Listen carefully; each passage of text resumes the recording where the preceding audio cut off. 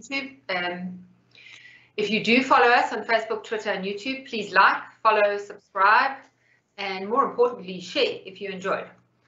We also welcome comments and questions. Leave them for us. We'll ask them now or during the session. We'll break through to Charles and he'll be able to give me some questions. If there aren't any right now and you're going to watch this later, you're welcome to leave some questions and we'll follow up and I'll make sure you get input. I'm just going to share my presentation. Give me 1 second.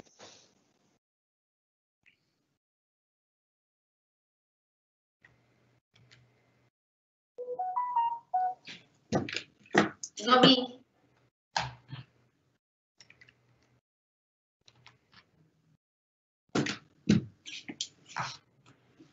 Get all my buttons in order here. Give me a sec, guys. Okay. Hopefully you can see that. Not yet. Okay, let me try again.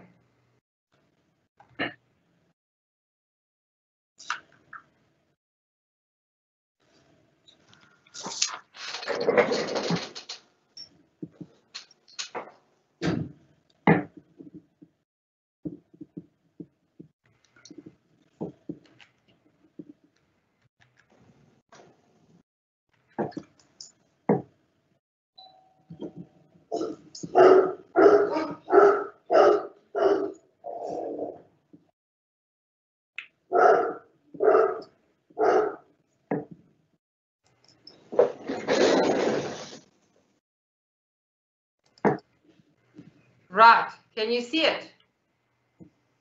It's coming through, yeah. Right.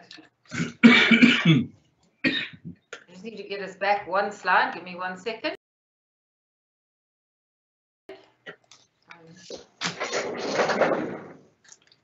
Right, just some background to what we're doing today, and then I'll also speak to you about our guest today. Just let me move this out your way so that you can see. Right, so for those who've watched us regularly, you'll understand this. For those who are with us for the first time, when COVID began, we all realized that there's going to be a massive change in how we work and how the world works, and the whole world order will change. And as a result, the work order will have to change. And we realize that there's going to be a greater focus on the humanistic way of doing things, and obviously how technology influences that. And a move away from the mechanistic approach of business, which is making sure that you're there at work on time and you spend so many hours staring at your PC, and that they keep your time tracked, etc. I think that's all still happening, but there's a level of trust that is having to come into play here with employees and employer, and I think that's completely new. A lot of people are finding it foreign. So this session of workshops, or this series of workshops that we put together, are really around what is new, how's the work order going to change, and so it's all about blue skies, blue seas. And that's really the focus of today. So the three key elements that we're looking at is, how do you build leadership confidence in a period like this? How do you communicate with confidence when a lot of your communication mechanisms are taken away from you, specifically the one where it's face-to-face? And then how do you enable confidence in your people and get confidence back where some may have been lost because you were worried about what's happening with COVID, or in leadership were worrying about what's happening with them, and therefore they lost confidence, and that trickled down to the end user. So there's 15 sessions, there's 15 plus resources.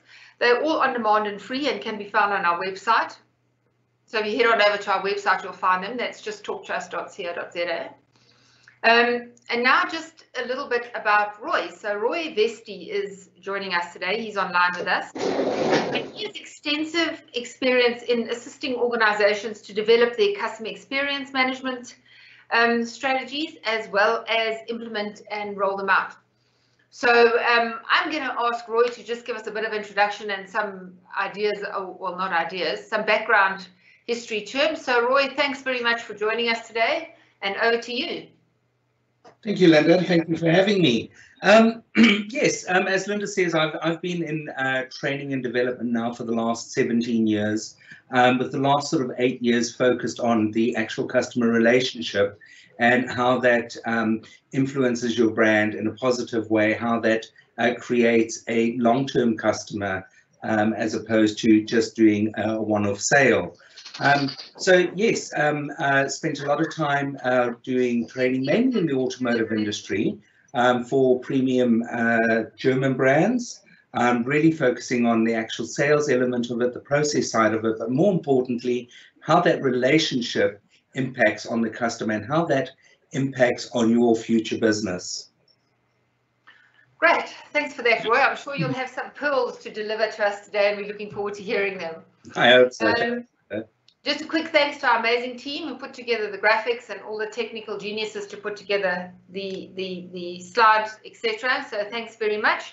And right, without further ado, I'm going to get into it, just an understanding of how we develop these slides. So, you know, we give you a bit of a context about the topic that we're speaking about. We introduce you to the guest speaker, if there is one. And then we give you 4 things that you can focus on that topic that may assist and give you some guidelines as to where to go with it. During the process, we have some quick polls. So the quick polls are done by having a QR code on the screen. You can scan it in using a normal cell phone scanner. And then if you can answer it, we give you the response at the end of the session, just so that you can also get a feel for how others are feeling. So let's just go off into, just give me 1 second. Right. So we always ask, what do customers really want? That's the topic of today. And really, in essence, it's they want the win without the spin. And they want it from all your people, not just from your advertising department. And that's usually the issue, is that what we say we do and what we advertise and what we promise is not necessarily always delivered by the individuals that you are seeing and you are interacting with on a day-to-day basis. So what they really want is the win without the spin.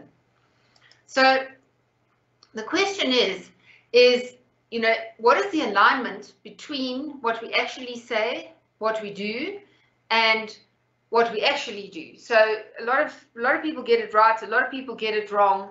And do people experience that consistently? Do they get it from everybody, or do they get Roy's version of your brand, Linda's version of your brand, Charles's version of your brand, or is there a consistency of brand messaging and brand experience? And I think those 2 things are both really important.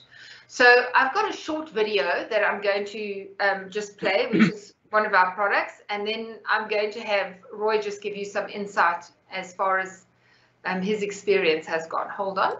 Just a reminder, Linda, there's a sound on. Yeah. Thrones of their own.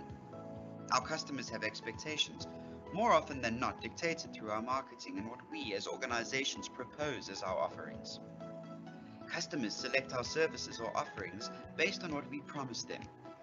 We in turn must deliver and strive to exceed their expectations. Adapting and responding to the requirements of each customer is an almost impossible task, but needs to be considered. Who is responsible for the customer experience? And what do we do to make them feel as royal as possible? The customer's experience determines your organization's reputation, the single most valuable intangible asset that any organization possesses. Roy, your thoughts on that quick clip?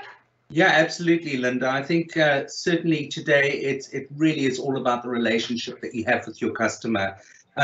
And you know, how do we go about building relationships with customers? Well, it's quite complex, and we probably don't have all that time to go through it. But the important thing to remember is that, you know, you need to wake up with a positive focus, and that you're not just going to do a sale today, but more so focus on building a relationship with that customer. You want to make sure that you give that customer a tailored individual experience, one that is suited to them, one that's going to be easy for them, one that is going to be enjoyable. And in doing so, hopefully you're going to have a customer for life in doing that. Yeah, I think Roy's quite correct there, and I think what's important here is this is an intangible asset. So if it's your business, you're the owner, or if you're the CEO of a big business, you actually don't know what your people are doing while they're in front of your customer. And I think it's important that you provide them with the tools and the knowledge regarding what it is that you offer, how you would like that experience to be received by the customer, and in fact, what you would like the customer to experience. So after that little short interlude and giving you some context, I just want to take us through what the 4 things are. So the old way of thinking is that the spin is what wins the customer. If we've got a fantastic advertising campaign, or we have a fantastic launch, or we have a fantastic promotion, we're going to win over millions of customers. And yes, you might get somebody that is drawn to you, but if there's no long-term consistency of service delivery, you're going to lose that customer. And in fact, you're going to have a customer who is now not engaged, but is actively disengaged. He will use something like "Hello, Peter," or something to actually be negative about your brand. So it's really important that you realize it's not about the spin. Don't promise things that you can't deliver, because clients have wised up to those spins. They all look at it and they say, yeah, right, we've heard that one before. So, and they also all know the saying, if it's too good to be true, probably is. It probably isn't true, and that's why it seems to be too good to be true. So I think those are 2 key areas. Always remember, what you promise is you need to deliver. Then let's just go into the 4 things. Does everybody understand the lifetime value of a client? Do you know what it means to have a client for life? And what does that mean from a monetary point of view? So we're going to show you something there. Then we're going to just talk about why clients leave. Why would you lose clients? What is the background to losing clients? And then how would you cool down a client? So these are tips. If you're client facing, what would you do to make sure a client calms down, and how can you help? And then also, what would a recovery be? And there's 4 steps you can take to recovering a client, or to letting the client recover and ensure you retain the relationship. And if you get those right, you'll have a satisfied client for life, which will build a renowned, confident brand, which is obviously what everybody wants. So before we move into the individual tips, I just want to do a quick poll. And quick poll number 1 is, do you believe what your organization markets is aligned to the experience the client has? So if your organization markets that you're going to have a certain experience, do they spell it out? And do you believe your client receives that? Simple yes or no. And do you feel equipped to deliver the experience? Do you understand, A, what the experience is meant to be, and B, do you have the necessary knowledge and know-how to deliver that experience? So I'll give you a minute or so just to complete that. And for those who haven't downloaded a barcode scanner, they can then also download their scanners. But then if you can respond to that, would be great. We'll give you the feedback at the end of the webinar.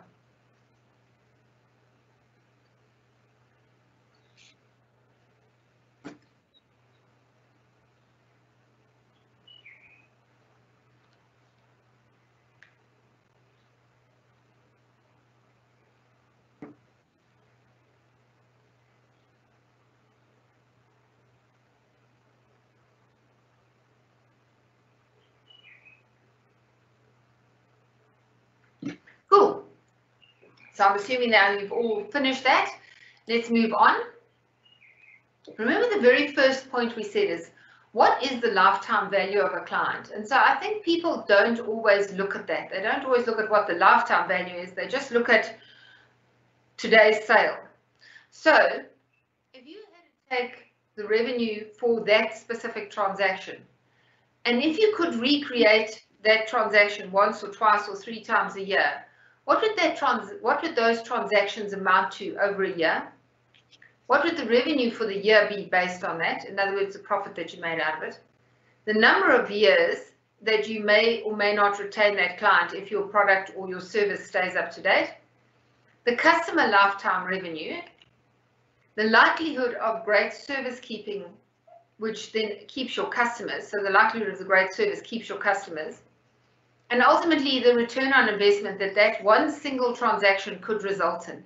And I think maybe it's a bit like, you know, when you buy something and you buy it on credit, somebody says, oh, it's only 100 Rand a month, but multiply that out over a year, add on the interest, etc., and it really becomes quite expensive and far more expansive than what you thought. And I think this is the same thing with the lifetime value of your clients. What do you think, Roy? No, absolutely, Linda. You know, I mean, you mentioned that word humanistic way earlier on, and I think more and more research is telling us that consumers alike want to deal with an organization, a brand, an individual, one that they can trust and one who's going to deliver on their promise, as you said earlier on. So, you know, the relationship is really, really important, and that we work really hard to build that relationship. Often you may have heard people say, well, why did somebody say that? Or why did they do that? The reality is why they said something different or did something differently to the way that you would do it is because they're probably a different personality type to yourself. It's not that they're idiots or they're clueless or anything like that. They just have a different way in which to deal with things. And I think that's really important that we understand when it comes to dealing with our customers. The customer sitting in front of us is not necessarily going to want to do follow the process that you're going to want, or that you're going to follow, or that your business processes dictate that you need to follow. It really today, if we're going to look at a lifetime value of a customer and make a customer a lifetime asset, we really need to focus on getting to know that customer, understanding what their specific personality types is, what are the characteristics that make up their personality type, and then having the ability to be able to adapt to give them the type of experience that they want, not the type of experience that we think they should have.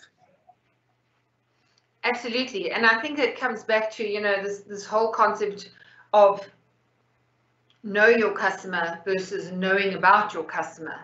You know, so there is a difference, and do you understand that customers' long-term needs? You know, what is their situation? So I think it's a bit like leadership, which is situational. Customers are too. You know, they have got very different needs in different situations, and can you as a member of a team pivot to actually understand that and then meet that situation and deliver accordingly.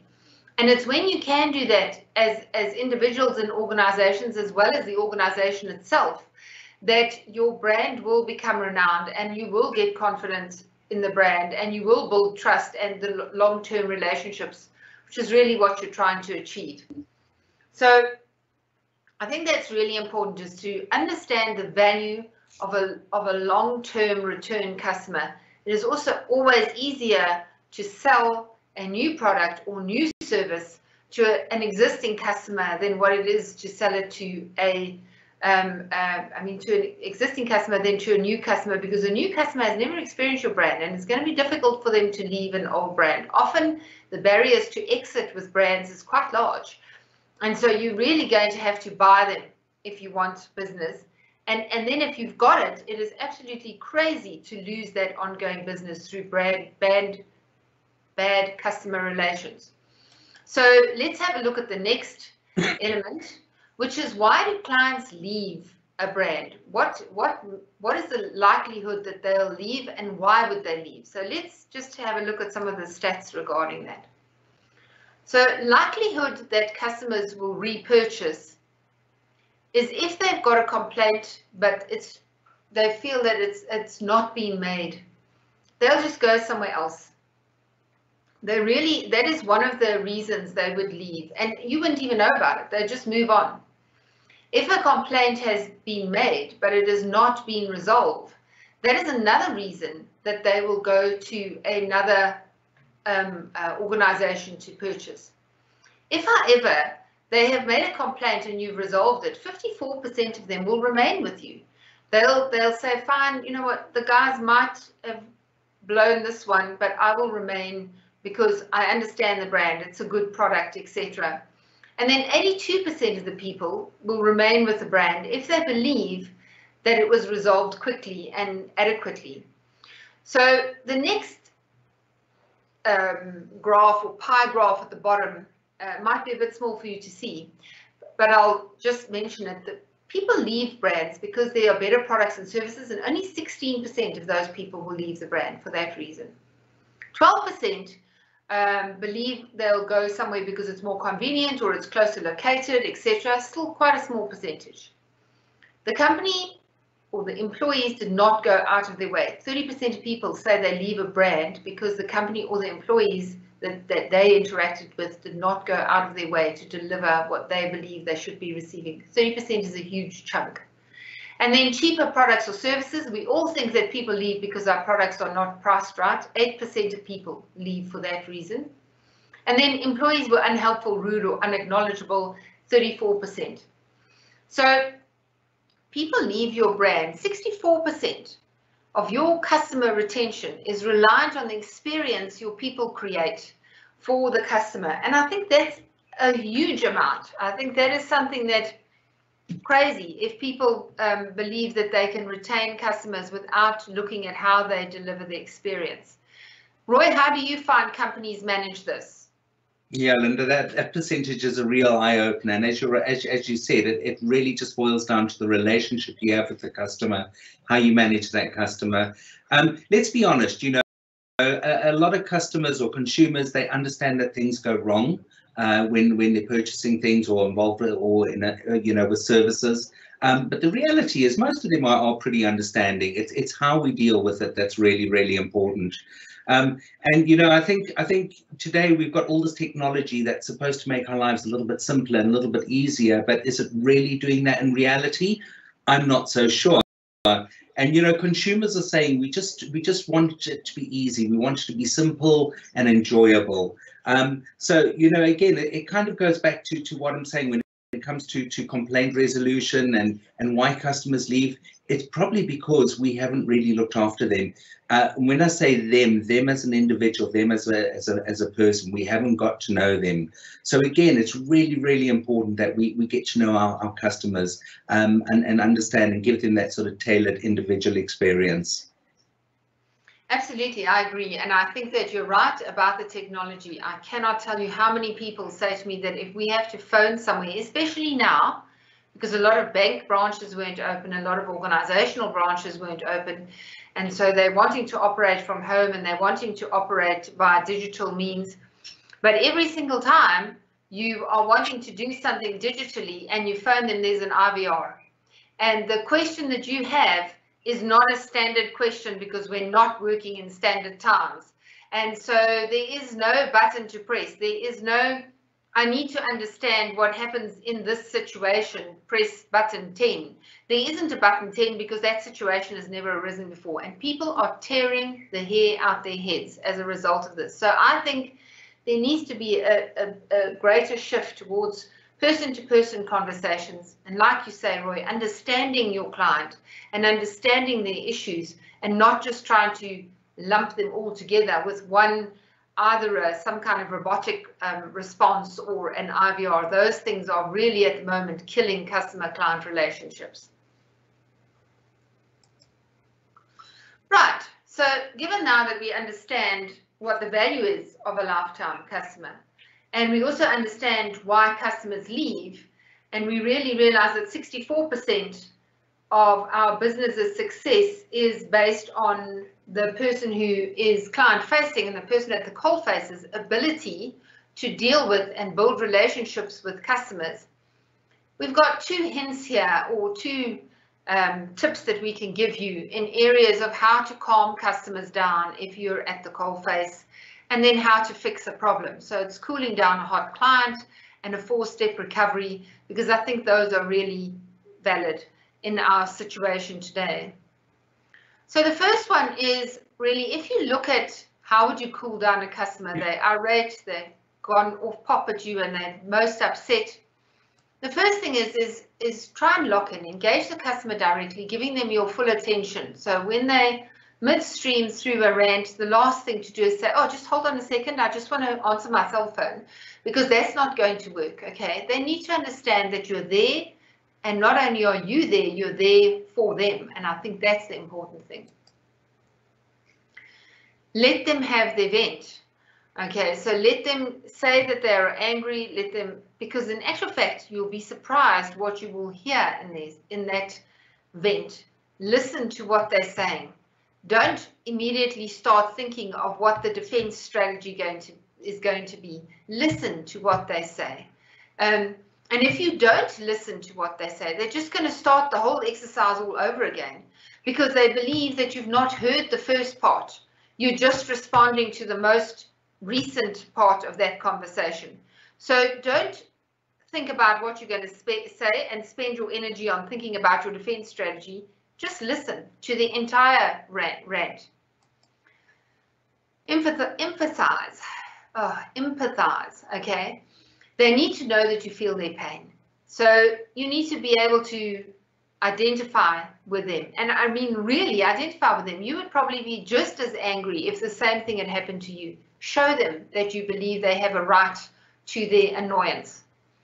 Match their energy. If you can match their energy with I understand it, I'll get back to you, I just need to go and speak to a manager, as opposed to, yeah, okay, I get what you're saying. It's very different. So match their energy, because that also shows that you understand their level of frustration. Restate the emotion and content.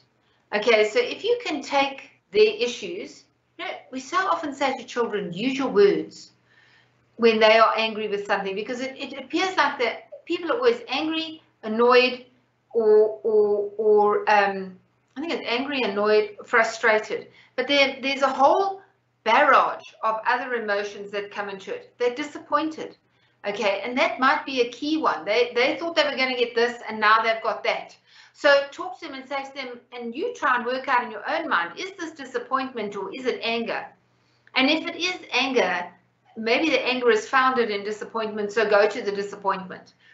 So it's really trying to understand the emotion and state it in words so that they can also understand it better themselves, because unfortunately our emotions hijack us, and when you're emotional about something, you probably find you're going to say things you wish you'd never said, and it's always better if somebody can calm that down and actually position it in the words that make sense and put words to the emotions, and give them a summarized, sanitized version of it with some of the emotions taken out.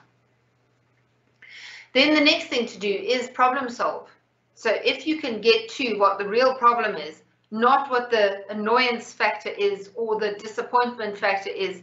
The real problem is, although you're disappointed, the thing that has gone wrong or the thing that is not working is this, and I understand your disappointment, but rather get to what the problem is.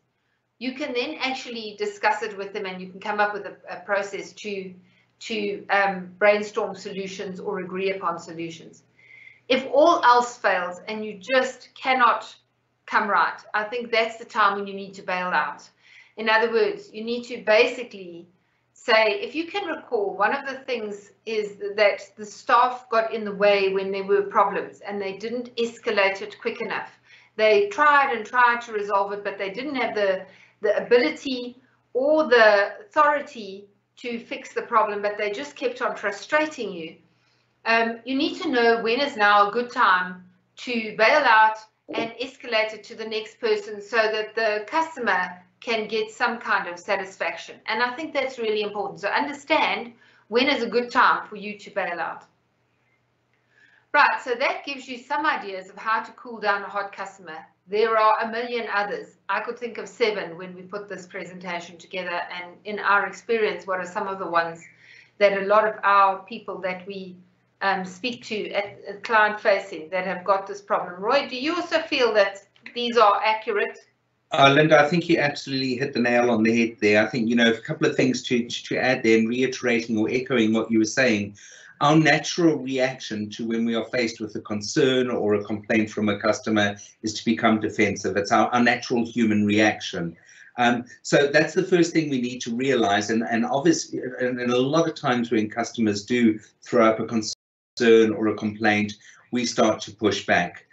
So it's really, really important that we manage that effectively. We don't push back, and we do show that empathy that you mentioned. You know, and I think it's really about asking the right questions to fully understand what the customer's concerns are, because often we think we know why the customer's upset or why they have a concern, but when we start coming up with a solution, we realize that the solution doesn't actually tackle the concern or the complaint. So I really would say, you know, yes, you're right, let them vent, but ask all the questions, the right questions, to fully understand what their concern is once they have vented.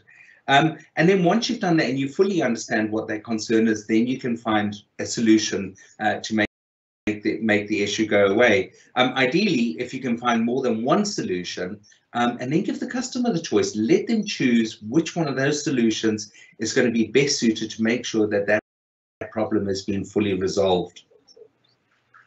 Absolutely, I agree with those choices, because often you actually throw fuel on the flame if you just give them one choice, because it might not be the one they want.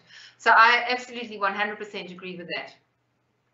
Right, so now we've understood how to cool down a client when you're at the coalface, and believe you me, that is often very difficult, but it is such an essential part of keeping customers.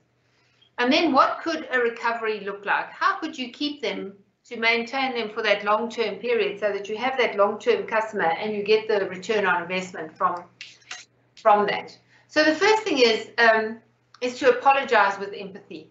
And I think there's a "oh, I'm sorry," and then there's a true "I'm sorry." And I don't always think it has to be "I'm sorry." It's "I can understand why you're disappointed.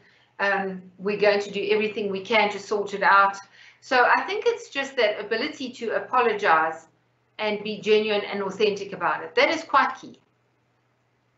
Then is to try and understand, as Roy mentioned earlier, the whole situation, deconstruct it, destack it, understand where the anger comes from. How do we manage that anger versus actually sorting out the problem? And if there are one or two critical situations, give them the options. I agree with that as well. And then go the extra mile. So identify what an extra mile is. If somebody's had some sour milk in their coffee, you obviously can't give them a free upgrade to first class. You know, so it's a bit like the punishment fits the crime. This is the same thing. So understand the outcome of it. What has the damage been to them? And therefore, what should the resolution be? And then follow up with them. No later than 48 hours would probably be good, because after 48 hours, they believe firmly that you've now just forgotten about them, and they will already be shopping around for the next best thing. And it could be in a number of ways that you follow up with them. It could be in all of them, just to make sure that you've covered your bases. Roy, do you have some concepts there that you'd like to share in your experience? Linda, I think you know, certainly with the first point there, apologies and empathy is really, really important. I'm sure all of us can think back to an experience where we've had a concern or a complaint, or we've raised a complaint, and the person hasn't actually said the words "I'm sorry," and if they have said it, it hasn't come across as being sincere. So I think, you know, that is absolutely key. If you're going to resolve the issue, you're going to recover the issue, it's really about being really, really sincere when it comes to that apology. And just say the words, "I'm really sorry." And you're right, you could say, "I understand how you feel," but just throw in that apology. Say "I'm sorry," because people don't do it today. No, I do believe you're right there. I think it's also just that whole concept of not accepting responsibility. Yeah. Always trying to find somebody or something else to blame, you know, and I think that is an issue. I think it's to take that responsibility and say, this is an issue.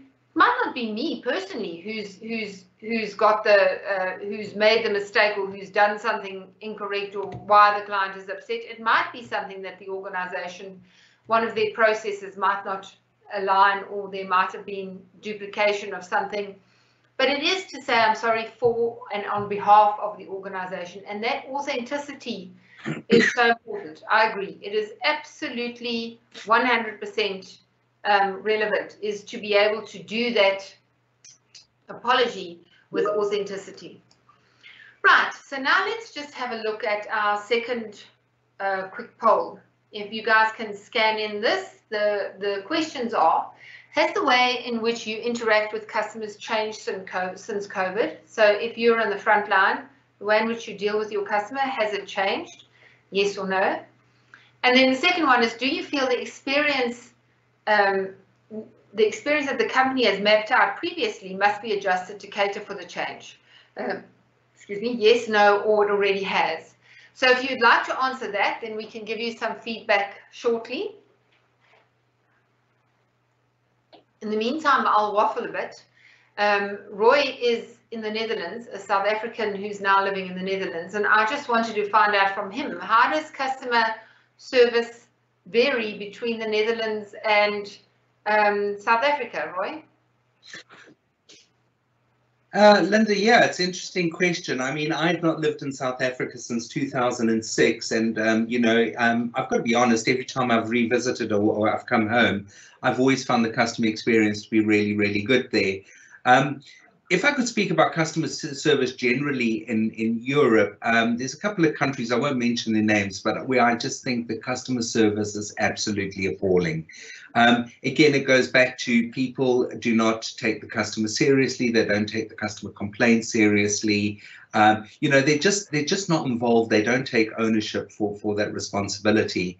I will say, however, that since living in the Netherlands, I've been here for just over 3 years now.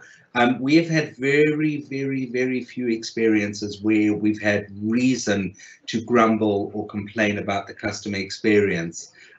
So overall, I think, you know, certainly in the Netherlands, there's a really huge focus on customer experience and keeping that customer for life sort of methodology. It's interesting. I often, when we work with clients, I always wonder, is it because employees just are not interested in delivering the experience? Is it because they don't know how, because there isn't an experience mapped out and quite obvious to them? Or is it because they don't have the tools or the right, they're not empowered, they don't have the right equipment to do it? I always wonder, why are they not wanting to deliver the right experience? Because I think it's counterintuitive to human nature. I think, you know, human nature for me is most people want to help one another. And you see that especially in times like COVID or like this explosion in Lebanon, there is a human need to want to help each other. But then in certain circumstances, you just see it not happening enough. So I often wonder, what is the underlying cause of people not wanting to deliver the service? Have you any thoughts on that? Yeah, Linda, certainly. I think, you know, I think it certainly comes down to that word that you mentioned, empowerment. I've run a number of programs regarding a sort of customer relationship and getting to understand your customer. And the one thing that we really focus on is that if you are going to be involved in your customer, you're going to be able to resolve their concerns, issues.